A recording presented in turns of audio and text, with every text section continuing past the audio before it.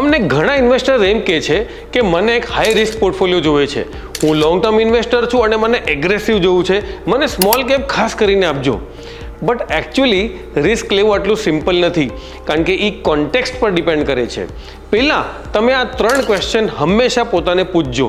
First, what is your willingness to take risk? શું emotionally તમે ready છો?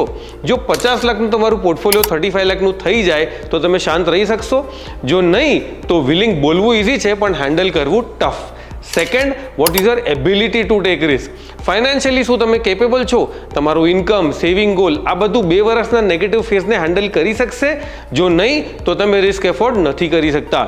અને third, what is the necessity two take risk? કારણ કે તમને ખરેખર રિસ્ક લેવું જ હોય તો જરૂરી થોડી છે, કારણ કે માર્કેટ કદાચ ગરમ હોય, વેલ્યુએશન હાઈ હોય તો રિસ્ક લેવું એક ઓપોર્ચ્યુનિટી નથી બટ તમારો ઈગો છે. સો ઇન્વેસ્ટ કરતા વખતે સ્ટાર્ટિંગ પોઈન્ટ બહુ જ ઇમ્પોર્ટન્ટ છે. ભલે તમે અગર એસઆઈપી બી કરો તો સ્મોલ કેપમાં એગ્રેસિવ રહેવું હંમેશા રાઈટ નથી.